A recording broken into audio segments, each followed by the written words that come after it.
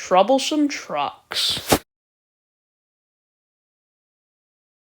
James did not see the Fat Controller for several days. They left James alone in the shed and did not even allow him to go out and push coaches and trucks in the yard.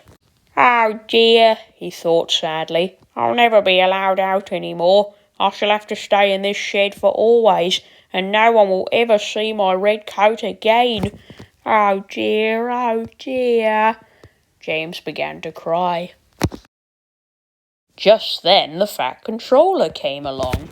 "I see you are sorry, James," he said. "I hope now that you will be a better engine. You have given me a lot of trouble. People are laughing at my railway, and I do not like that at all." "I'm very sorry, sir," said James. "I will try hard to behave." "That's a good engine," said the Fat Controller kindly. "I want you to pull some trucks for me. Run along and find them." So James puffed happily away. "Here are your trucks, James," said a little tank engine. "Have you got some bootlaces ready?" And he ran off laughing rudely. Oh, said the trucks as James backed down on them. "We want a proper engine, not a red monster." James took no notice and started as soon as the guard was ready. Come along, he puffed. We won't, screamed the trucks. But James didn't care, and he pulled the screeching truck sternly out of the yard. The trucks tried hard to make him give up, but he still kept on. Sometimes their brakes would slip on, and sometimes their axles would run hot. Each time they would have to stop and put the trouble right, and each time James would start again, determined not to let the trucks beat him. Give up, you can't pull us, you can't, called the trucks. I can and I will, puffed James. And slowly but surely he pulled them along the line. At last they saw Gordon's Hill ahead. "Look out for trouble, James," warned his driver. "We'll go fast and get them up before they know it. Don't let them stop you." So James went faster, and they were soon halfway up the hill. I'm doing it, he panted. But it was hard work. Will the top never come, he thought, when with a sudden jerk it all became easier.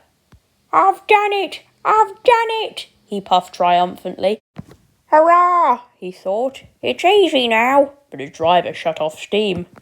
They've done it again, he said. We've left our tail behind. The last 10 trucks were running backwards down the hill. The coupling had snapped.